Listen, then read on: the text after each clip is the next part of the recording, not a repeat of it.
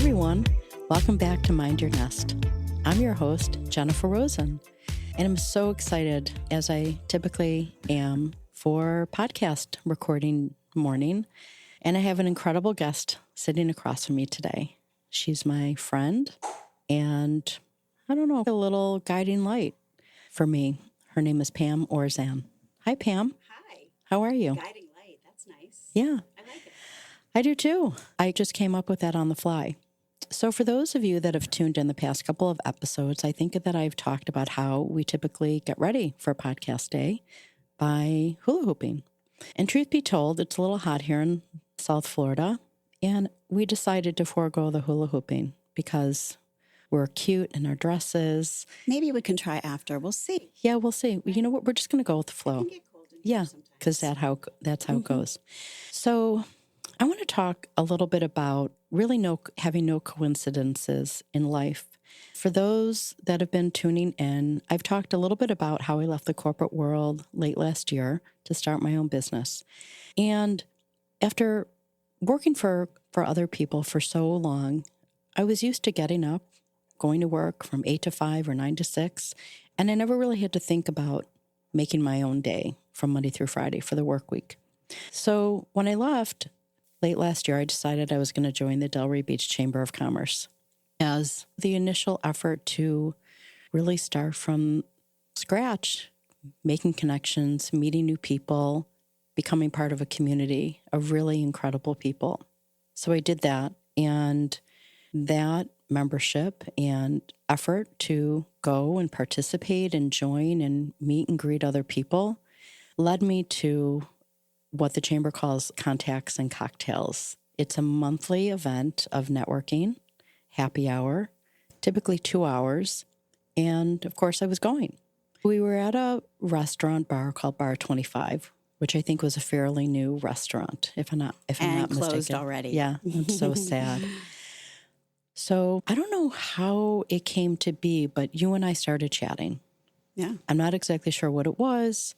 And then next thing I know, you and I and Mark, we decided after the event was open, we were going to go to Lemongrass. Yeah.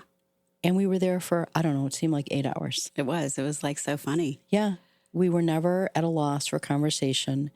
I remember I was sitting across from you and Mark, and oh my God, like the laughter. And I don't even think I got up to go to the restroom because I usually don't want to miss out on either a joke, a pun, part of a conversation. There were definitely a lot of expletives during that conversation. I never use expletives. I am a huge fan of the F word. I really am. And I'm just going to say it right here because we're grown-ups and I can say it. We are grown-ups. The word fuck it's just amazing to use. And you're a huge fan of it as well. I am a huge fan of it, actually. And but I always feel like it's like it emphasizes whatever you're saying almost. Yes, it really does. It's just, there's certain contexts where it's just fuck is the right word. It is. And I have to say that I was actually back in the suburbs of Chicago for about a week, and I used fuck. You would have been very proud of me. I used it. I don't know. My mother's, do you really have to say that word so many times? I said, you know what? It was really relevant. And yes, I did. And I probably could have said it a few more times. And maybe I was hanging around Pam too long. That's right. And thank God for that. But I wanted to talk about really not just our spontaneous meeting, but what our meeting and connecting and having dinner that night has meant to me. And it wasn't that long ago. I feel like it was just like last week, a couple weeks ago. Not really, but it was probably, 6-8 months ago? Yeah. Yeah, something like that. And the conversation that we had at dinner, that was just like it. It was done. Mm-hmm. It was like, yeah, okay. We sat and talked like we knew each other for years. And I think maybe it had to do with our Midwestern roots. True that. Where are you from? I'm from Cleveland, Ohio. Okay. The east side. Yeah, very nice. Is that the right or the wrong side of the tracks? At the time, it was the right side of the tracks. Right now, I don't believe it is anymore. But that was also, I've been out of Cleveland for almost 7 years. So from what I hear, not as much. The Shaker Heights, Beechwood area is where I'm from. Oh, I know that community. That's where all the Jewish kids live. That's right. Listen, yeah, we know where to find everybody. Exactly. So one of the things that we actually talked about right before we started recording, and when you asked what are we going to talk about, is really personal and has like so much meaning to me, especially now being 57, having been a flirty now for 2.5 years. And I know this might sound really simple and trite, but I just want to thank you. Oh, you're so sweet. And I want to thank you for a lot of different reasons. Number one, I want to thank you for, I don't know, just being you, and for your energy and for your heart. As I said to you and Janine before we started recording, is that I fucking love and adore you and Janine. Do not make me cry here. Yeah. Do not make me cry. It might happen. So I do. I love and adore both of you so much. I can't even... But it was a weird thing, right? It It's was. like you said, there's no coincidences. When you That's meet right. someone and you just have a connection, like we just were instant friends. Yep. And there was, like, we had known each other for a really long time. Yeah. And you asked me to be part of the networking group, which Right. has now changed name. So can you briefly say what it was and now what it is? Before it was whatever, I'm so stupid. It was Delray Networking Group. Mm-hmm. So we've changed it to the Powerhouse Business Alliance. I love that. And that's because it is really a fun, amazing group. And it is, when Jennifer talks about energy, that's what that group is. Yep. It's all energy. People enjoy to come. And I think it's really goes to show you also the energy that Delray Beach has. Yeah. No, I completely And the agree. business is in it. Yeah, the personalities, the heart, the soul, the warmth, all of it. Yeah. And I remember that first meeting. It was great. And at that first meeting, I remember sitting across from Janine, and we were talking about Mind Your Nest. And she asked me what it meant, where it came from. And I can't even remember how the topic of doing a podcast came about. And I don't know, I guess like somewhere deep down inside, I thought, oh, that'll be cool. And then lo and behold, Janine creates this unbelievably touching, warm, and meaningful. Would you call it a logo, Janine? You could say it's cover art. Cover art. Okay. Thank you. I didn't want to minimize it. Yeah. She's really good at that. Yeah. I think I shared that I was so touched that it was so emotional for me because it really brought me back to how I was raised, thinking about my dad and thinking like what he would think looking at the art about Mind Your Nest and the nest egg and just the warmth of the colors and all of it. So none of these things would have ever happened without you and I meeting and connecting and everything happening after that.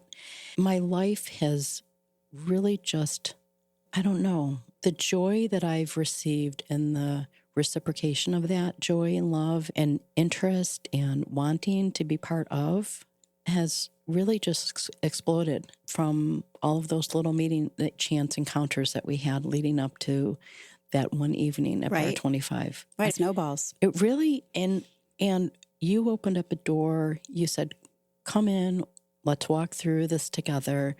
And I've seen how vibrant you've made your life over the years, even though we just met. And that energy is just unbelievable. The warmth, the crassness, the interesting personalities, the silliness, the quirkiness, the rock music, your crazy driving, which I'll get in the passenger seat any day you want. Yeah, you didn't complain. No, good. I just wanted to chit chat. Yeah, I'm like, our Pam's fine. driving, let's go. Yeah. And I didn't even hold on tightly to that. Oh, shit handle? Yeah, exactly. Like my mom used to do. I think she still does actually when I'm driving. I don't really drive crazy any longer. I'm borderline. I just like to put on my sometimes non-rock music, which I won't even share what other artists I'm okay with those things. Yeah, I know. We were just talking about how excited we are to attend a concert coming up on June 20th with Alanis Morissette. And we are praying that Joan Jett is opening for her. We're praying.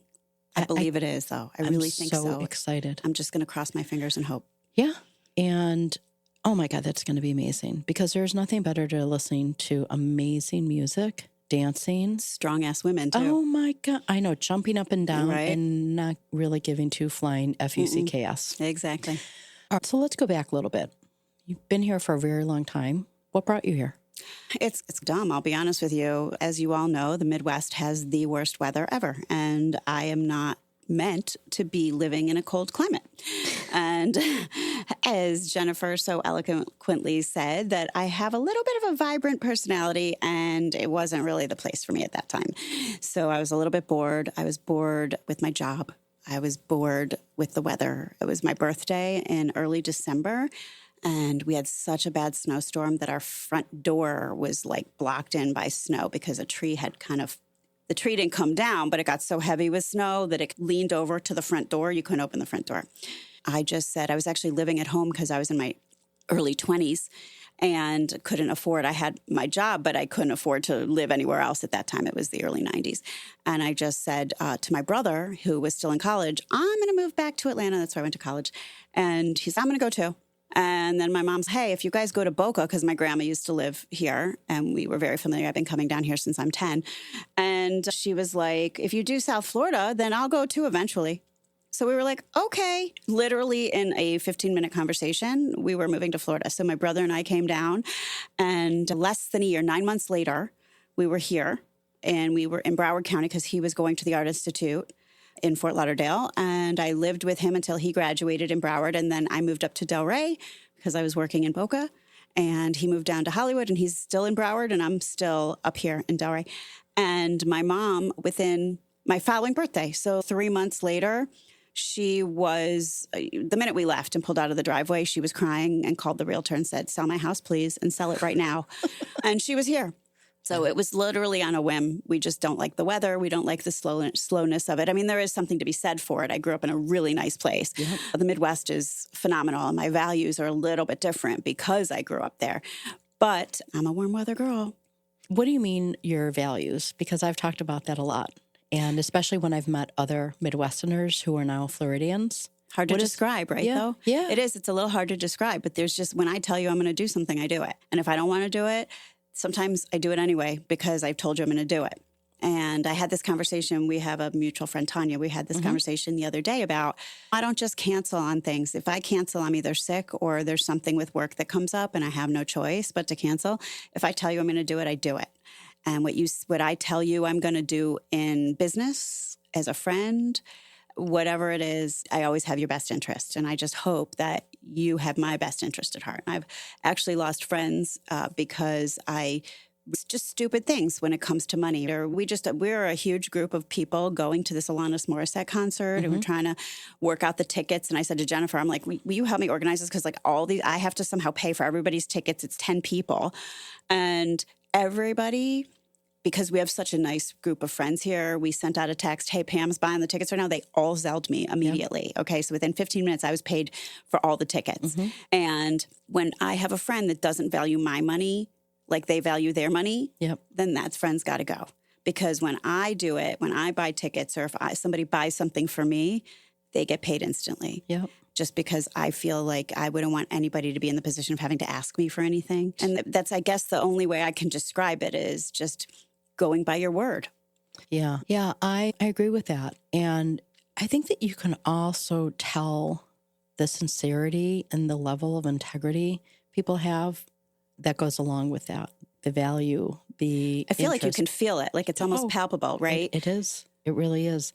And something that I've definitely experienced recently, however, it's been going on for a very long time, is believe people when they don't show any real interest in you.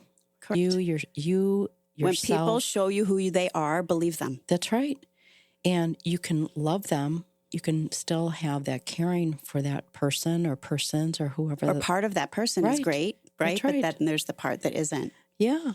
But the lack of interest or even faking it, for crying out loud, it's more than just, hi, how are you?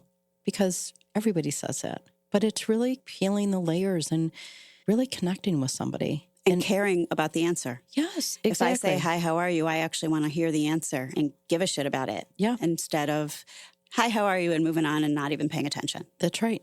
There are so many sayings that revolve around this. It's waiting to respond when people ask you a question that nobody's really hearing what you're saying. And also, when you do ask a question, a genuine question about how are you, and then you really start sharing and exposing yourself and being vulnerable to share something that, I don't know, you thought that this person that you have known for such a long time, that you would connect with them if you're sharing something that is hard or painful or something came up that you want to free yourself of to this person that you thought was always there. and you get nothing. And then what you get back is, oh, let me tell you about this. Right. I mean, Like match for match. And yes. it's just, that's not the case. It's It shouldn't be the case. It's so disappointing. It is disappointing, especially like you said, when it's someone that you think should be there for you. Yeah. And through the years, like friends, they come and go. Right now, I think we have a really nice circle of people. I kind of joke sometimes. I don't hate any of my friends right now. Right. I'm trying to surround myself as I age. I think when you're in your 50s too, that like tolerance for the bullshit is just not there. You don't have it. I don't have it anymore. I completely agree with you. Being 57, you're 52.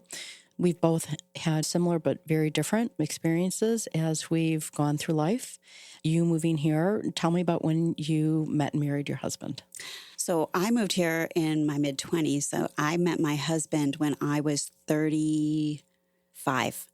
And were you somebody that thought about one day I'd like to get married, have kids? Oh, I've always wanted to get married, and I would like to get married again. I've never had interest in children. That's something that it's funny. It was recently Mother's Day, and everyone's Happy Mother's Day because they assume you're a mother. And then if I say I'm not a mother, I usually just say thank you. But if you say you're not a mother, then you get the I'm sorry. Yeah. And I actually was doing a deal with this other realtor, and she was like, oh, I'm sorry. And I was like, don't be sorry. I didn't want kids. I chose to not have kids. It's not that I can't have them. Maybe I can't. I don't even know because I never tried because I don't want any. But I was married. So I met him at 35, got married at 37, and then divorced at 39. That's a pretty quick turnaround. It really is. But I felt like I was being smart because I didn't want kids. And then I would have had a kid with the right person. One, if they wanted kids, I would have, for one kid I could do with that right person that I felt would help and really be a part of it. So there was that little bit of a loss of maybe that's not an option anymore. But I was never the person that wanted to be pregnant. I always thought it was just disgusting. Like there's so many things about it I just never wanted to deal with. And I'm probably offending people, but nonetheless, I just didn't want to be a mom. But I realized at 39, I'm in an unhappy marriage. I don't want kids. So if I'm not going to waste my life with somebody and have them make me miserable. If I'm going to be miserable, it's going to be my own fault. Right. Yeah. So I got out pretty quick thinking that was a smart move. And I still think I'm still single, but I think that it was still a smart move. Let me ask you something, and I want you to be honest and tell me if that's something you don't want to share. The not wanting to be a mom or have children, whatever, has that had anything to do with how you were raised or upbringing? Not at all, actually. My mother, I have one sibling. My mother wanted 3 kids. And after I'm the oldest, she had my brother. There were some complications. He's fine. But the doctors at that time said maybe no more kids. And so my dad got a vasectomy, and that was the end of that. There was just no option for a 3rd kid. But I came from that standard Midwestern. My parents are divorced, but they didn't they didn't separate until I was 15. So my childhood was idyllic. My brother and I have no first cousins. So we were the only grandchildren on both sides. So we were very close to our grandparents. Really, my grandparents were friends. So our family dinners, our holiday dinners, all of those things were like everybody was there. I had a really fun standard Midwestern childhood. So I just always felt my mom and I are very different personalities in that respect. We're the same personality in a lot of ways, but in the bad ways, maybe. But in the family, mommy kind of thing it's just not it just was never on my radar. I want to say something really quickly that you just shared that I was like, oh my God, why didn't we ever really talk about this? But how you just described your upbringing, being idyllic, is exactly what my experience was growing up in the northern suburbs of Chicago. Both my parents, older, younger brother, we had a dog. Everybody in my family started with Jay, Judy, Jeff, Jennifer, Jimmy, and our dog was JJ. We all had blue eyes. I would lie and say our dog JJ had blue eyes just to make our family sound even cooler. And the reason for the J's was that my parents didn't really want to hear from both grandparents about what they thought our name should be. Right. And they just thought, this is the deal.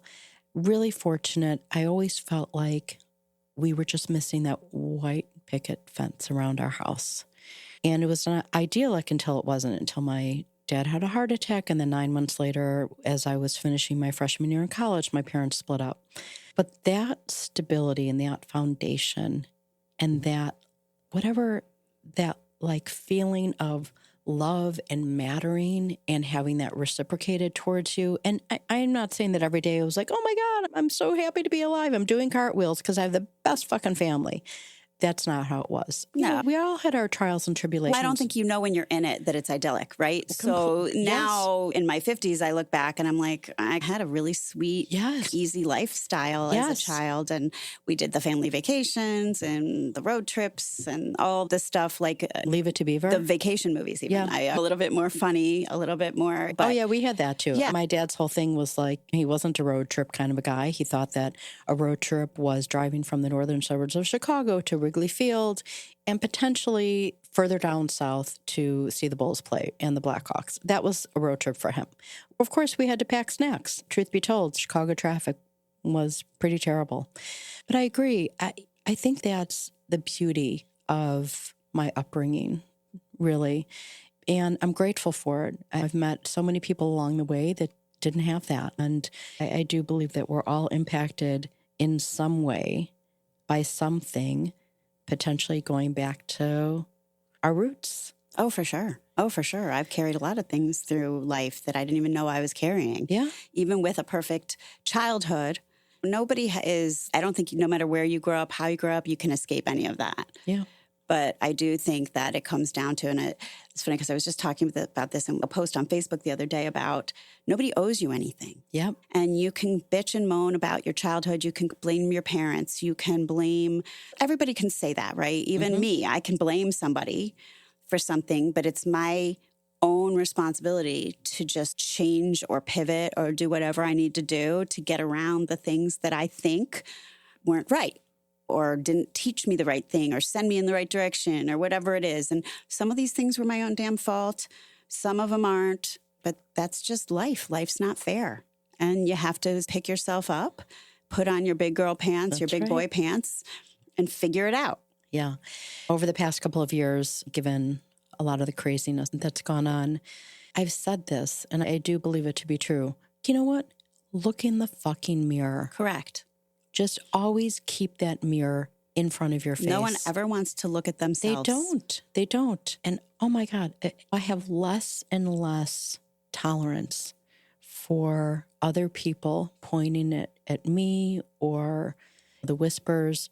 And those things really didn't happen. But in my mind, as a single full-time working mom for over 20 years, living in the northern suburbs of Chicago, which is somewhat similar to where you grew up, I was like, oh God, don't get too close to her. You might catch whatever she has. And I was this outcast. Right. Up there, that is the case. I look at my friends from high school. They're all married with children. They're all still married. They've been married for 25 years. And I find it interesting because down here, all of my friends are divorced. Yeah. And maybe that's part of the allure of South Florida, right? You get rid of some of that baggage and you come down here and you live in a beautiful place and we go to the beach and there's just so much to do here. The lifestyle is very different. You come from a big city. I come from a big city where there's a lot to do, but because of the weather, that's a hindrance, right? So you don't always get to do it. And when you're in that family-oriented, like my friends up there think I'm odd. My political views are different than them. My lifestyle is different from them. One of them told me years ago that they didn't, before I met my ex-husband, she told me I was never going to meet a man because of my lifestyle.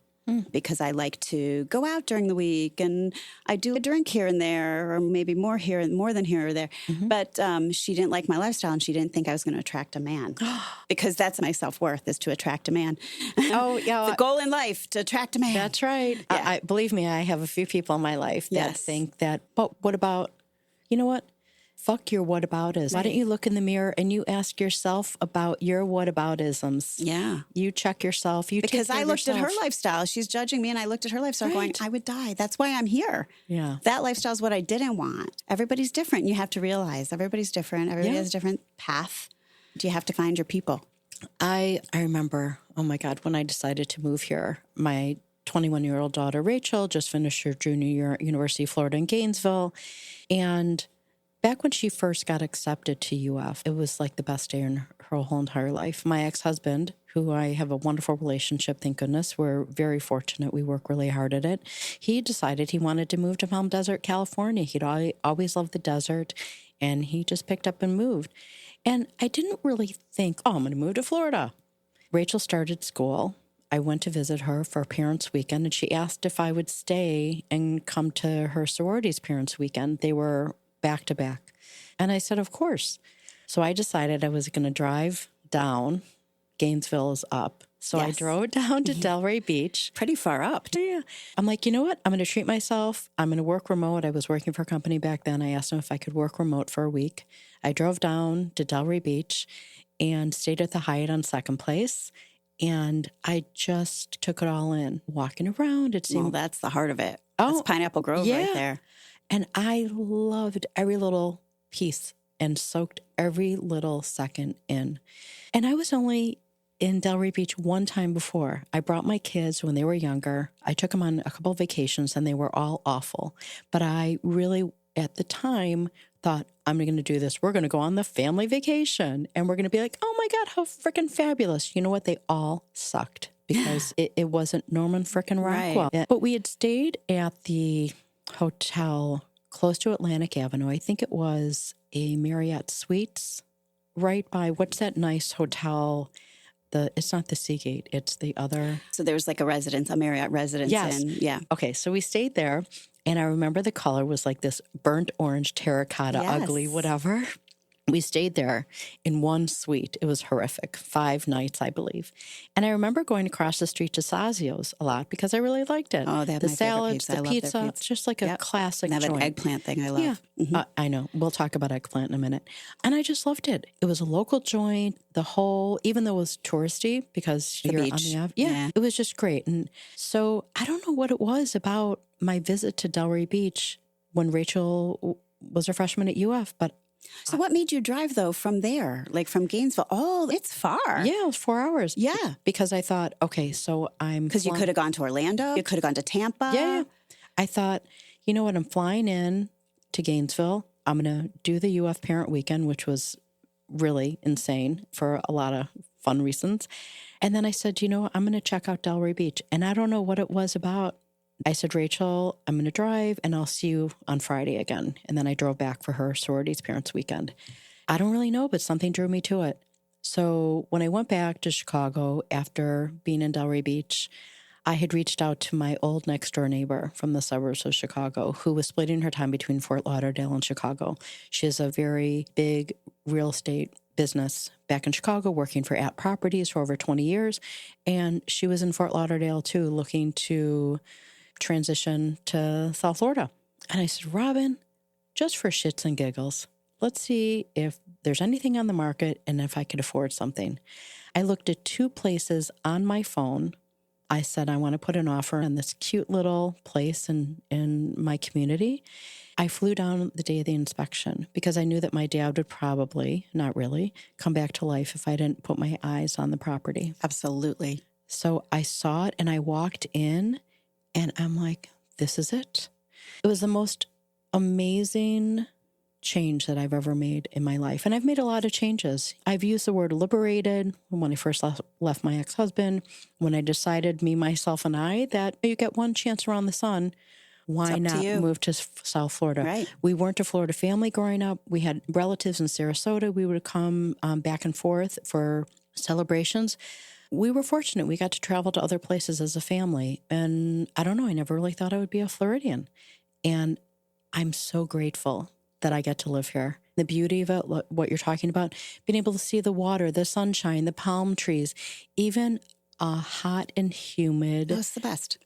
rainy Florida day. It's totally good. Is unbelievable. It really is. It really is. There's something for being warm. Yeah, there is. And we still have our struggles, obviously. Hurricanes every That's once in right. a while. We you have, know. and personal issues, those never go away. But I have to say that the vibe, the levity, of course, there are a lot of curmudgeon-y people here too. That's what makes life well lived. Right. It's a melting pot. That's exactly right. But I have to say the energy, and like you were saying, the people that I have met since I've been here have completely brought this intense joy and happiness and fulfillment in my life that I never even thought in my head that this could be it. But I think that that's one of the great things about South Florida, specifically like the Delray Beach areas, because where I'm from is very similar to where you're from, right? Yep. And when you are from your little town, even if you're from New York, right? You're from your burb or you're wherever you're from, right? Yep. And everybody knows everybody. You all went out to school together. This family knew that family. You've been going to the same restaurants forever, right? You have your circle. Nobody's looking to make friends. Nobody's looking to do anything fresh or new because they just grew up there. This is their life now. And I don't know why that mentality is like that when you are coming from wherever you grew up. Guess what? There's people that grew up here. We have both met people who are legit lifelong Floridians. Oh, absolutely. I have a bunch of friends that are lifelong Floridians. But you come here, most people who come here eventually, right? And here you are. You're a fish out of water, right? So you don't know and I remember because when I was 15, my best friend at the time moved to Coral Springs. Her dad, they just moved down here. And then a year later, another guy that we went to high school with moved down there and they're married and they're still married and they live in Coral Springs. And so I had her here. And when I first came down here, I was like, where's this? Where's that? Or whatever. And she was like, yeah, there's not really like a sense of community there is in Cleveland the truth is now I look back and I totally disagree. But at the time I could see it because when you're an outsider, you feel like that. But because it's such a melting pot, everyone's looking to make friends. Everyone's looking to meet people. Everyone's looking to find their water seeks its own level, right? So everyone's looking to find their people and your vibe attracts your tribe. Right. And so that's, I think, where people are friendlier. You can go to any bar by yourself, sit at a bar downtown Delray, and someone will talk to you. And maybe they're going to, believe me, and Jennifer and I were talking about this earlier with Janine about you can find the crazies. Oh, sure. And some crazies have found me. When you got to know when to just shrug those off and have your radar on for the crazy. But I think that's the nice thing about South Florida is everyone's coming from somewhere else. So they're looking to connect. Yep. And people want to meet people. One of the things that I probably like somewhere deep inside think about as I've moved through life and gotten older is not only the title of my podcast and my business, Mind Your Nest, but it really is like minding our nest, minding our personal nest, minding our life, minding our business, taking care of ourselves. And one of the things that I think that you might relate to is growing up where I can't find another word. It was pretty homogenous, which is fine, like what you just said. Everybody trotted along, and a lot of next generation people would come back and then raise their family. So you were talking about 2 or 3 generations of people who never left the border of their community. Right. I think I'm like, aside from my dad's father who came from Lithuania when he was 18, 3 of my grandparents were all born in Cleveland, Ohio. So if you think I'm like a 3rd generation Clevelander. Yes. Okay. So, wow. Like they're all Cleveland, Ohio, Cleveland, Ohio, Cleveland, Ohio. And I had cousins in Canada. I had cousins in Chicago. For the most part, that's where my family was, and they didn't leave. Yeah. And maybe I wouldn't have left. I don't know. But I guess maybe going away to college. Like I said, I went into Atlanta for college. And maybe that is what changed me. Because I have a girlfriend from high school. I'm still friends with her. And when I was younger, I'm like, I'm never leaving Cleveland. I'm never. And she would laugh. Meanwhile, she's still there. And I left at 25. So it was a funny thing that you just don't know until you experience something else and it wakes you up. I couldn't have said it better. I went to University of Kansas freshman year. Everybody knew everybody. They knew that my dad got very sick 3 weeks after I started school at University of Kansas. And that was the pulse of growing up in those communities. And we had just talked about how idyllic it was and how wonderful and beautiful. But then there's this other part where everybody knows what's happening, is in good, bad, or indifferent, that's personally impacting your life. Yeah. And I finished school at University of Kansas. My parents separated, and I decided I needed to transfer somewhere, and I wanted to transfer somewhere where I didn't know anybody.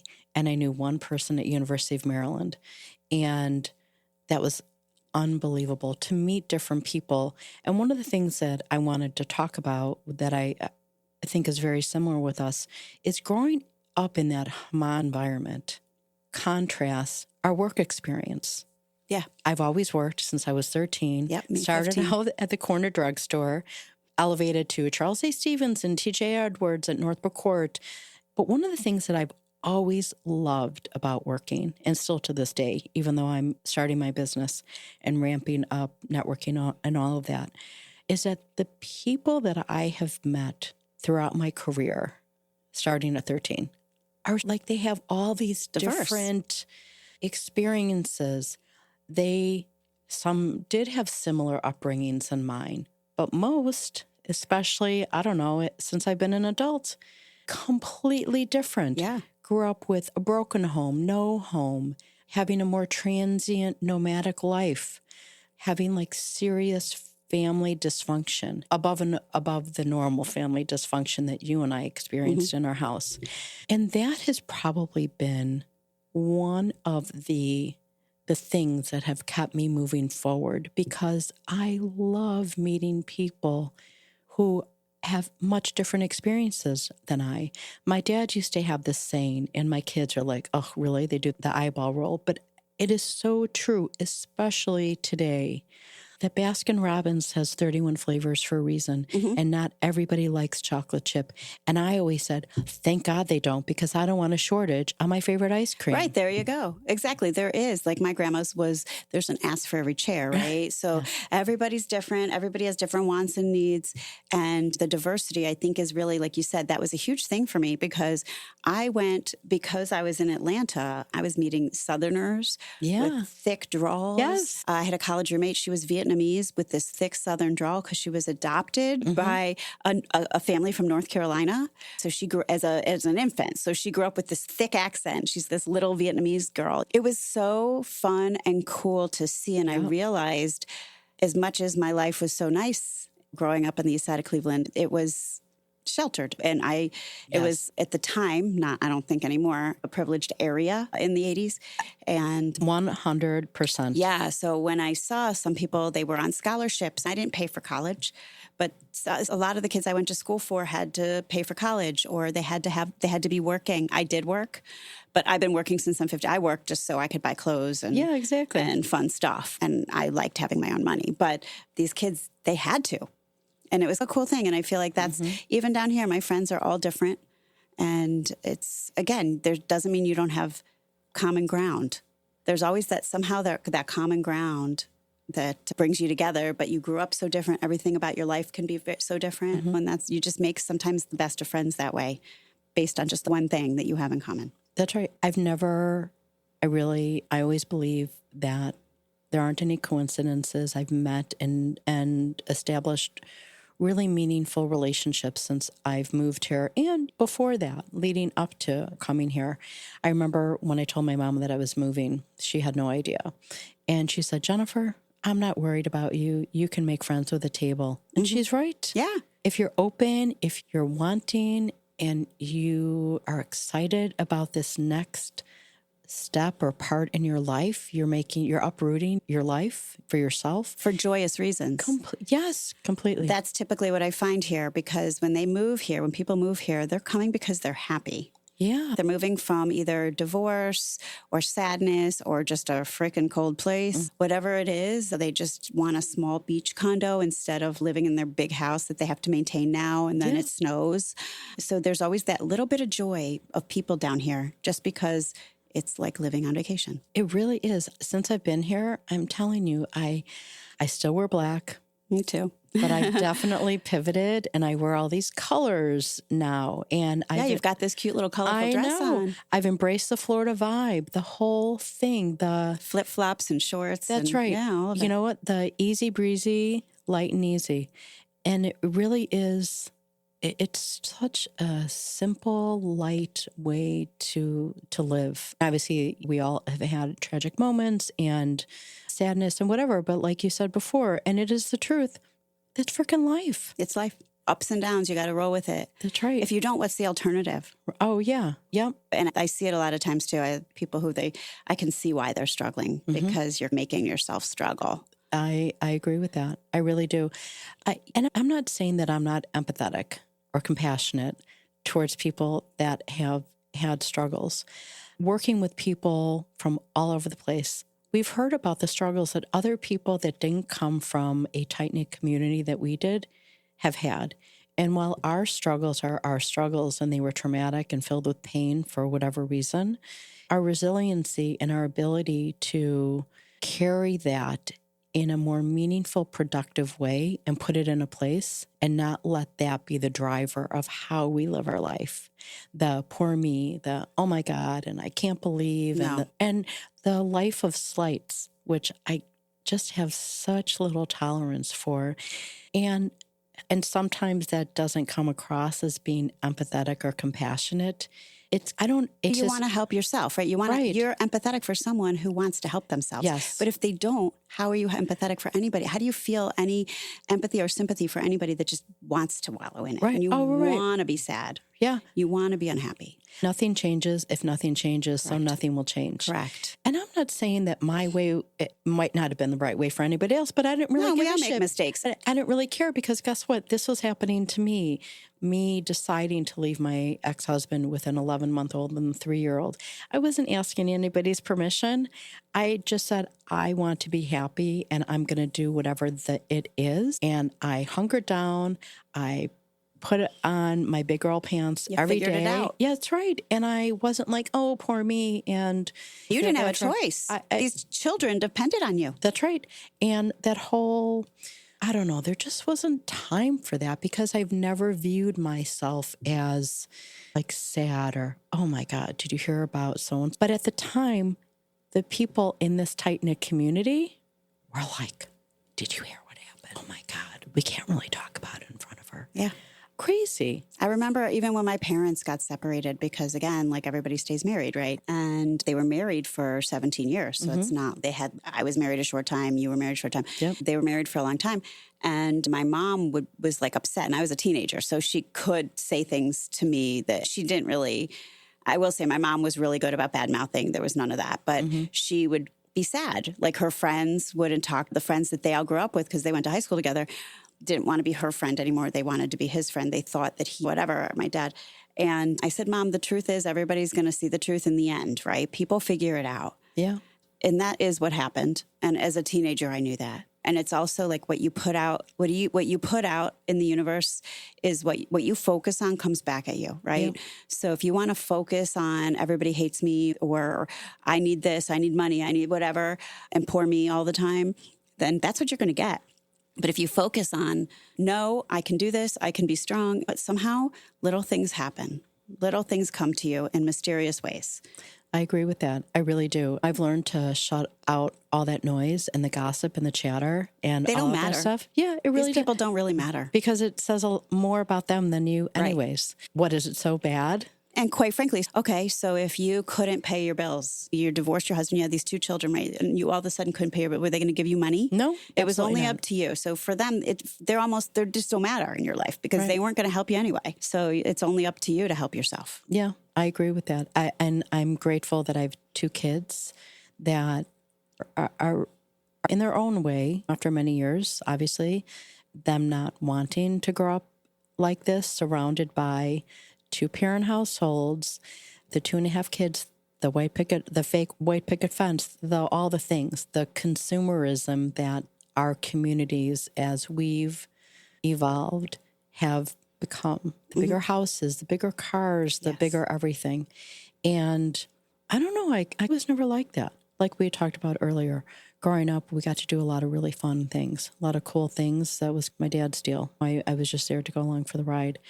And my life was different with my kids. We always had the smallest house on the block, but we had the most important things. We had a roof, we had food in the house, we had food, shelter, clothing. Right. And I remember, oh my God, my kids would say, oh, I get it, like food, shelter, clothing. But as we've aged, other people have aged, and with the influx of technology and people being envious of somebody else's stuff, I don't know, it's so troubling for a myriad of reasons. And that happens everywhere. Yeah, older, But I also, younger, children. Exactly. That's always going to happen. There's always going to be like somebody that's trying to impress a children. Down here, we have that a lot. Yeah. But I feel like we were going back to what we were talking about, where your vibe attracts your tribe. Like, you find the people that get it, Yeah. right? And like I grew up not wanting for things at all, but 15 years old, got a job. I always worked because I was taught that money doesn't grow on trees. Yeah. And I had the money. I didn't have to, we weren't like flamboyantly wealthy or anything, but we were a nice, comfortable family. Like I said, I didn't have to, I was given a car, I was given college, I didn't have to pay for those things. I just realized I had to, at some point, grow up, right? Yeah, you have to grow up and you have to work and make yourself feel confident. And when I see people, like you said, I've gone to like charity lunches where you go to some of these country clubs and these women that look you up and down like you're just not as worthy as they are. Meanwhile, they've never worked a day in their lives and they married a man with money who supports them at the country club. And I've built a business, right? And I look at that and I kind of pity them. They're looking at me up and down to make themselves feel better. And I don't need to make myself feel better. Yeah, I completely agree with that. One of the sayings that I really love, there are a lot of them. Obviously, the Baskin-Robbins one might be top 5, definitely. But the other one is comparison is the thief of joy. It is. It is because what we were talking about, everybody's so different. Everybody's different, right? So what you value might be different than what I value. There's people out there that work really hard. They have a ton of money and they look like they just wear these old clothes that are all right. For me, I'm a shopper. I maybe too much sometimes. But I always feel like when I get dressed in the morning, that's what makes me feel better about myself. If I brush my hair, I put a little makeup on and a little outfit. But for some people, that's not important, and they're working hard, and they're still really productive people. It's like everybody has their different thing that makes them tick. And I think that's the amazing part of being here now and seeing everybody else's way of them being them. And think about all the girls we hang out and how different we all look. Oh, I know. The different styles. Just the even dresses. Between like me and you and Janine here, right? I know. We all look so... and we were talking about that right so when we different. started. I think Janine and I have similar style. But she's a little gothy. I can be a little gothy too, I feel. But all of us girls that we hang out, everybody has a different little flair. When everybody's like that's, and I know that sounds frivolous, but it's you showing what your personality is. And that you care. Right. That you really care. Right. You know, you and care. what makes you get up and feel good about yourself. And that means something completely different. I mean, I just love going out and seeing what other people are wearing. And I'm like, oh my God, like that, you look fantastic. Like we were just talking about this when you came in, like how adorable. We can still call each other adorable at 52 and 57. Yeah, because we're the same. Exactly. Right? And if you're a man, you're not allowed to call me adorable. Yeah. No, but I do call men adorable too and cute because it's a compliment. And I do believe in reverse chivalry. I think that's very important. I do think men are cute. Yeah. Adorable, no, but cute. Yeah. For sure. I don't think I'd be like, oh my God, you're so adorable. But I would, because that might be a little bit potentially feminizing to a manly man. I'm not really sure. Or condescending. Yeah, a little bit. Yeah, but I like the cute because I think that's just our generation. It is. Boys were cute. Yeah. I was at Bender's Farmer's Market the other day. It was so crowded. I went in to get 5 things and I was standing checking out and a woman says to this guy who was wearing a pink shirt and he was like totally all Floridian. It was great. Cute guy. Oh, you smell good. I was like, good for you. So I walk out and I'm right behind him and he's parked next to me in one of those golf cart, those cute little 4-seater golf carts. It was so adorable. I think his That's was so Delray Beach. Oh my God. Yeah. I love those. And I said, isn't reverse chivalry great? Because why should the women get all the compliments? Exactly. Oh, he was so cute. It was great. It was really, really. I do a man that smells good though. Oh my God. Men that wear cologne. Oh my God. I love you. Yeah. Make an effort. Yeah. You know, I don't care what you're wearing. You could be wearing flip-flops, T-shirt, or shorts. So many of them, they don't see the value in these little things. I know, tiny. I know. And how it just elevates your attractiveness. That's what turns women on. It really is. Really, how you look, how you smell. Yeah. No, I know. Bit. If you accidentally brush past somebody and you're like, oh my God, I think my arm might be electrocuted from exactly the chemistry that just happened. Exactly. One of the things that we have in common, obviously, we've talked about this, is we are both women in our 50s that are single. And to be honest, I was a late bloomer, really. I was heavy when I was younger. My initial experiences weren't the best. I remember the first guy I kissed. It was just not good. And I didn't lose my virginity until I was, 24 and a half, I think. The half is really important, the half. I look back at old pictures and I'm like, I wasn't an ugly duckling. What was it? It is funny how we about that? pick ourselves apart when we're young and we look at ourselves, and I look at some of these things, and don't get me wrong, everybody has their thing about we were talking earlier, like I hate that I'm short, right? That's why I always wear the big girl shoes. Even with big girl shoes, I'm still always the shortest, but everybody has their thing. But you look back and you're like, I remember I used to think I was fat and I was like 115 pounds. So you just, some of that stuff as you are our age, you look at it and you're like, I don't care. Right. As long as you're not a hot mess, I'm not a hot mess, you're not a hot mess, then there's always, I have no problem meeting men or girlfriends, right? Problem is I have a problem meeting men that I like, but I'm fine, confident even at my heaviest weight, at my skinniest weight, whatever it is. There is something freeing in your 50s a little bit. Yeah, what is that? I know just are like, fuck it, I don't care. I feel like maybe it started for me a little bit early just because of where my life was at the time. And I'd always use the word liberated. Like when I left my ex-husband, it was liberating. When I've made these decisions, it was so liberating for me. And those decisions I felt just really just kept me stronger and self-assured, even during times of feeling vulnerable and never really thinking that I was making the wrong decision. But I was my own check. Like I had to check myself against me. And I just kept going, failing, getting up, brushing yourself off, turning left instead of maybe you thinking, oh, I wonder if I should have turned right instead. But that's the beauty in life, right? Taking a little bit of a risk. Yeah, the Sunday drive and you just get lost. But then again, you find yourself. Yeah. And so I've always felt that I don't give a shit. Maybe, I don't know, in my 40s, like I've always said that my 30s were great, my 40s were great, my 50s have been great. And someone back from Chicago was like, how can they be great? I said, what are you talking about? You've been on your own and all. Not every day was great, but in general, life is good, right? Yeah, exactly. I've always been that glass half full kind of a girl. Me too. And I heard somebody say this, and I can't remember when it was, that it really isn't being a glass half full kind of girl. It's like your glass is always being filled. And sometimes it gets depleted a little bit. Yeah. And then it's up to you to be like, okay, what do I need to do? And I've had moments, we were talking about this, I recently lost my dog, and she was old and she was dementia. She had the dementia. So she was a lot of maintenance in the morning, a lot of maintenance at night. And then now here I am, and I'm like, what do I do with all this excess time? So it made me, instead of try to fill it, it made me a little bit lazy, right? Yeah. So in the morning, normally I would have to wait for her to wake up slowly. And then she was a whole hot mess when we woke up. It was me chasing her around, cleaning up pee and making sure she had food and that she pooped, and everything was always in the house. And then there's me mopping the floor. So I could never do anything quickly. So there was me sitting, scrolling my phone, waiting for her to get up.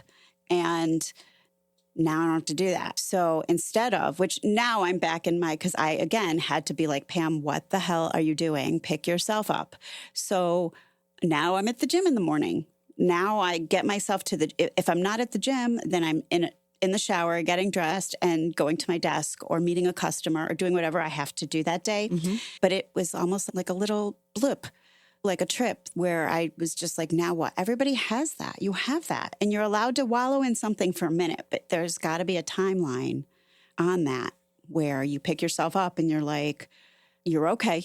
I miss the dog every day, of course. I'm going to miss her forever.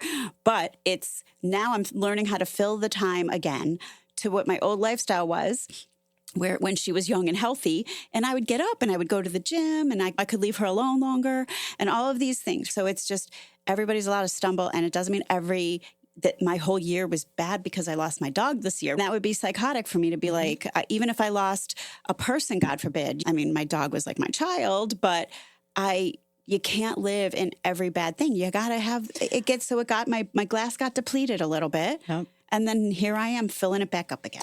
Pam, I love what you just said. You can't live in every bad thing.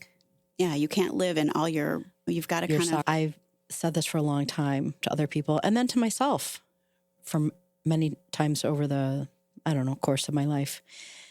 I'll give you 3 minutes, Jennifer, for a pity party.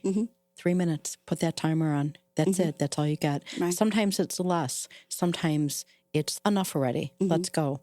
I do find that some of the trauma and the pain that comes with getting older at times really does drain you, and that giving yourself that time to be lazy, stay in bed all day is really necessary because, at least for me personally, the acknowledgement of the pain and the trauma that you've been carrying for so long, or the loss that you are feeling, like really in your heart and your soul, is really exhausting. And it's really your body's way of saying, that's it, you're done. Yeah. Stay in bed. I don't care. You don't have to shower. You don't have to do anything you don't want to do. However, I learned from a very dear friend of mine many years ago when I'd never had a panic attack, and I had two in one day, and I didn't know what to do. That whole feeling out of control Totally and out the of scare. control, right. And it happened right after my kids and I moved from one suburb to the suburb that I raised my kids in. And it doesn't come from nothing, that feeling, or that feeling like an outsider. And it was like, I've always been the social, bubbly girl, never having a problem making friends or whatever. But like I said, I was now like an anomaly. This divorced woman with two young kids. She works full time. We don't really know. We're not quite sure. She seems like she might fit in with our homogenous environment here. And for some reason, for like the first time in my entire life, I felt so socially awkward with my children and these mothers. And I was Because just, they had power over you that you thought that you thought that they did. yes.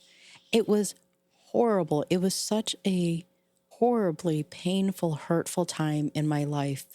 And my reaction was the rumination in your mind. It's all in your head. Oh my gosh. It really totally is. And I just remember, like, I had my two kids. I can't get sick. I have to be strong. I would say these things to myself. And my girlfriend said to me, Jennifer, I want you to get out a sheet of paper and a pen or a pencil, and I want you to write down 3 things that you're going to do. I don't care if it's get up, brush your teeth, take a shower, eat something. I don't care how menial you think those 3 things are, but you write 3 things and you got those things and you cross each one off. Right. And you are slowly going to feel better. I promise you. It is so funny you say that because I'm a huge proponent of lists. And that's what's gotten me back on track, which is funny because just that extra time, right, in the morning or whatever. Now I have a list of things to do. And if I find myself sitting down to my computer and being like, now what? Let's just play on Facebook. Yeah. I can look down at my list and be like, nope, got to do this. Yep. Got to do this. And maybe those things take 45 minutes. But at least it makes me feel like I've accomplished something. Yes. And it gets you on the right track and it refocuses your brain because that's really all it is. It's just a little refocus. It's like I was saying about the women in the country clubs, right? They can look me up and down all they want, but I pity them. And they think they have power over me that I'm not letting them have because I look at you like you're useless. Yeah. Go get a job. Even if it's a dumb job, even if you don't need the money. I think if I won the lottery, I'd still do something Same with me. because I'd be bored. You got to do something with your brain. I'm not a coffee clutch girl. You got to do something. And I actually find that I'm so much more personally, emotionally, psychologically stimulated by being in the company of really smart, interesting, vivacious people, men or women.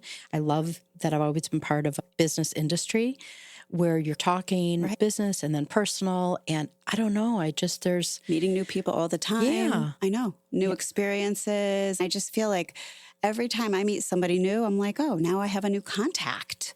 So somebody says, do you know this? Whatever. I do. Like, I love stuff like that. It's just, you've got to find out what motivates you and pick yourself up and do what you think you need to do. One of the things that I've found very interesting over the past 20-something years since I've been on my own is, as I had said before, I didn't cry about it. I wasn't poor me, pity me when I go to family functions, when I would be out and about in the community, social, being at games for my kids or whatever. I never highlighted my poor life. I never thought of it that way. Right. And I just... Not good or bad. It's just your life. That's exactly right. And everybody's judgment and everything of you, or they feel that you're less than because you don't have somebody sitting next to you Or while what they watching deem. But it's like what they deem important. Yeah. So when I say I don't have kids, people they always are like, I'm sorry. And it's not always something to be, it's not something to be sorry about. I guess I could see where someone, if I tried to have, there's a lot of people out there who try to have children and can't. That's an I'm sorry. Yeah. But you don't know that's what I tried to do, right? Exactly. I've actually gone out of my way to make sure I'm not pregnant for all of these years, right? Yeah. It's just because somebody deems that important and to make you a fulfilled person doesn't mean that's what I deem important to make me fulfilled. Yeah. I've definitely felt more free and light and welcomed and embraced since moving here 2.5 years ago. And I think it's what we've talked about with the diverse group of people that we have met along the way that have really, truly brought so much joy, reciprocal joy, the joy that other people have brought to us, and that the joy that we believe in our hearts that we've helped fulfill in other people too. It's really something truly magical. And especially too, like when we met, right? Like it's a cool thing when you meet somebody that you feel like is like genuinely on your level. Yeah. Like they're genuinely thinking how you think, and that you don't have to wonder if I were to text you the next day to be like, hey, Jennifer, you want to get lunch? That you'd be like, who's this again? Right. Or you make me feel like that's a cool thing. And I think water seeks its own level. And down here, because of the melting pot, like I said, it's finding when you find those right people, it's like, oh my God, it can be so fun. There's so much to do here. That's right. Yes, I can, or no, tomorrow doesn't work. I'd love to get together. Let's find another date. Yeah, not that, or when they look right at you and they pretend they haven't met you and they've met you 50 times. Oh, yes. Oh, I know a lot of people that way. Oh, what was your name again? Yeah. Yeah. You know what? Next time I may or may not run into you, I'm just going to keep walking by. Exactly. Well, you can't because you'll bump into with your hula hoop. Of course, that's right.